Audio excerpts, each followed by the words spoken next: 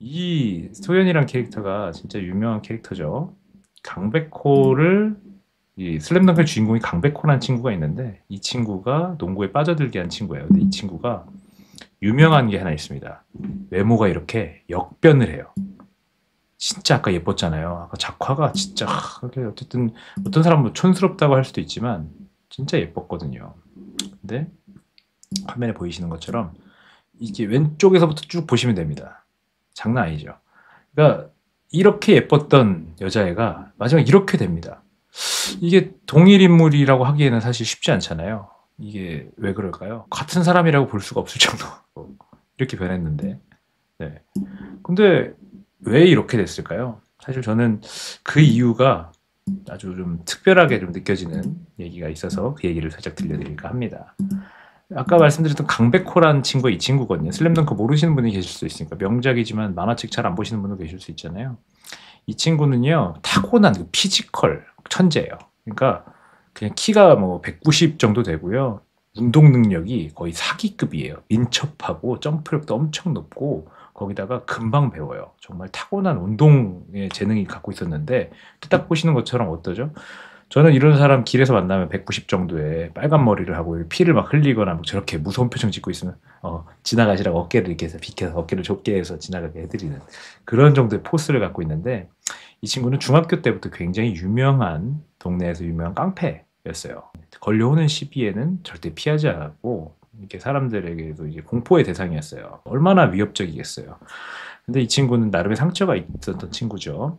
이제 그렇게 싸움을 하고 다니다가 이제 아버지가 쓰러졌는데 근데 자기가 싸움으로 이게 막 두드려 패거든요. 싸움을 잘해요. 타고나다 보니까. 근데 그 보복하겠다고 빨리 병원에 사람을 부르려고 가야 되는데 수십 명이 몰려와서 그걸 막아버려요. 그러니까 아버지가 돌아가시는 걸 막지를 못할 정도로 그만큼 자기 때문에 소중한 사람을 잃어본 경험까지 한 친구였죠.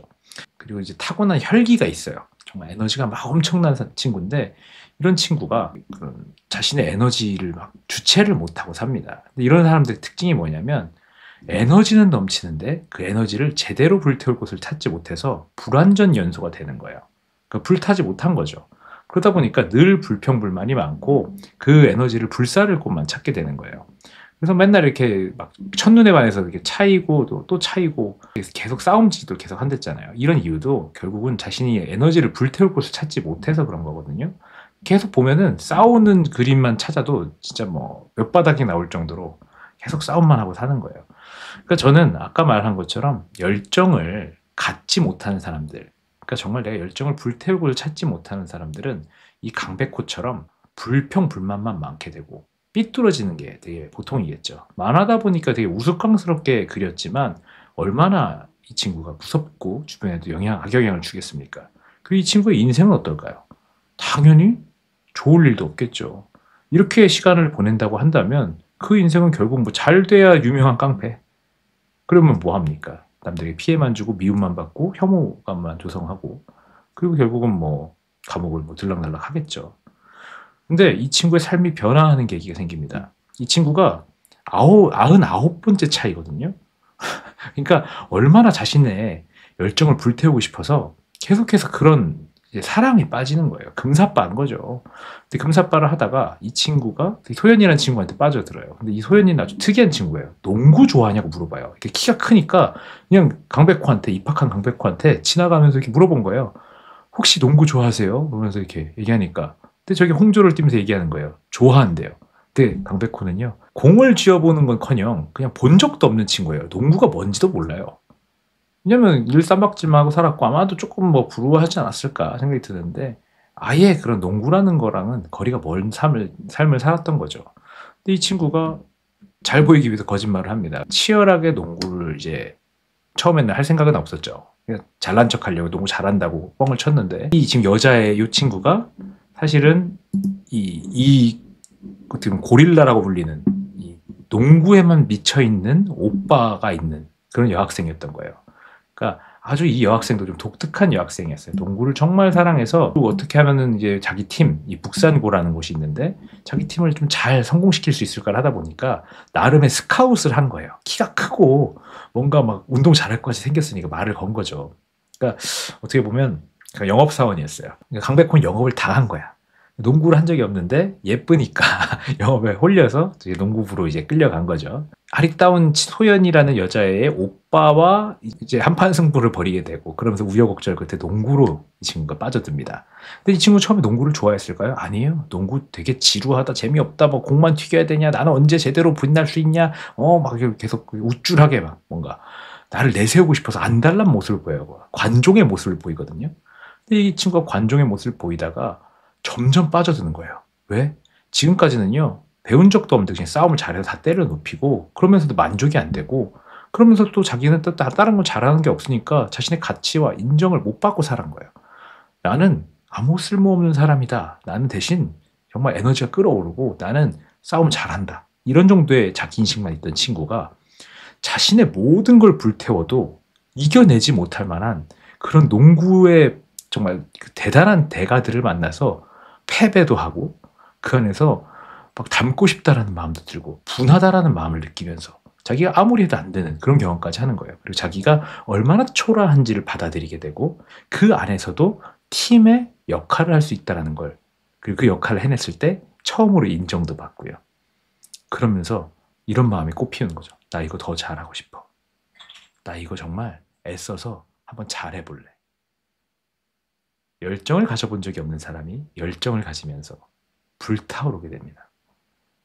이 백호란 친구가 그렇게 불타오르게 돼서 농구로 정말 인정을 받게 돼요. 나중에는 정말 스스로가 맨날 잘 하지도 못한다, 맨날 천재다, 막 천재다, 막 이렇게 얘기하는데 나중에는 정말 천재적인 역할을 해서 그 일본 최강의 팀을 꺾게 되는데 가장 중요한 기여를 할 정도로, 그리고 남들 모두가 전문가들조차도 끝을 알 수 없는 대단한 원석이라는 표현까지 들을 정도로 성장을 합니다.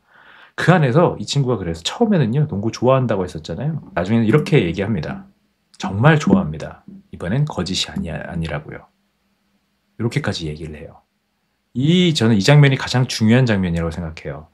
이 백호란 친구가 큰 부상을 입고 정신이 혼미한 상태에서 이 소연이라는 자신을 이제 농구로 영업했던 영업사원한테 붙잡고 얘기하는 거예요. 그때는 뻥이었는데 그때는 거짓이었는데 이제 진짜 좋아한다고 요 얘기를 한 거죠. 그러니까 이 백호란 친구는요, 사실 금사빠인 거예요. 근데 소연이라는 여자애한테 금사빠해서 콩깍지가 씌었다가 농구에 콩깍지가 제대로 씌인 거죠. 단 한 번도 빠져들어 본 적이 없을 만큼 온몸을 불태울 만큼의 열정을 농구로 쏟게 된 거죠. 그러다 보니까 어떻게 돼요? 소연이에게 씌었던 콩깍지가 좀 벗겨진 게 아닐까요? 이렇게 왼쪽이 처음 콩깍지가 씌었을 때, 그리고 뒤쪽은 약간 콩깍지가 벗겨졌을 때가 아닐까요? 이렇게 하면 너무 소연이한테 제가 좀 막대하는 것 같지만 그런 게 아닐까 생각을 해봤습니다. 작화 차이라고는 하는데요, 제 생각에는 의도한 걸 수도 있지 않을까, 뭐 약간 의미를 부여하는 게 원래도 재밌어요. 꿈보다 해몽이니까. 근데 어쨌든 그래서 이 강백호란 친구는 마지막에 가장 본인이 닮고 싶어 할 정도로 가장 얄미웠던 라이벌과 동료로서 성과를 내면서 마무리가 돼요. 자, 이게 슬램덩크에 가볍게 얘기해본 내용들인데 저는 이렇게 생각합니다. 아까 말씀드린 것처럼 식어버린 열정조차 부러워하는 사람들은 열정을 가져보지 못한 사람이에요. 콩깍지가 씌었기 때문에 예뻐 보이던 여자애가 좀 덜 예뻐 보일 정도로 농구로 모든 콩깍지가 씌인 거죠. 부럽더라고요. 그만큼 불타오른다는 건 참 멋진 일입니다.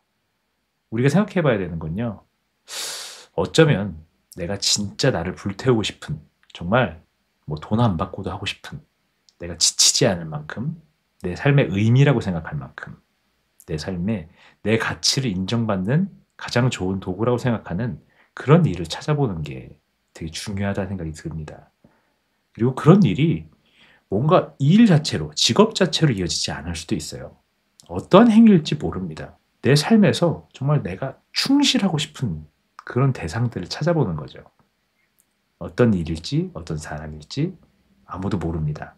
하지만 스스로에게 계속해서 물어보고 많이 행동해 봐야 돼요. 해봐야 알잖아요. 백호도 농구를 그냥 겉에서 봤을 땐 몰랐을 거예요. 해보니까 그 매력을 알았던 것처럼 우리가 진짜 열정이 좀 식어버렸다, 아무것도 하기 싫다라고 했을 때는 그때 가장 중요한 시기예요. 스스로를 찾아봐야 되고, 강백호의 그 콩깍지가 씌일 만큼, 그리고 예쁜 여자에게 끼어졌던 그 콩깍지가 벗겨질 만큼의, 그만큼의 새로운 열정을 불태울 만한 대상이 있을지도 몰라요. 그럴 때 열심히 찾아보는 게 좋지 않을까 생각해 봅니다.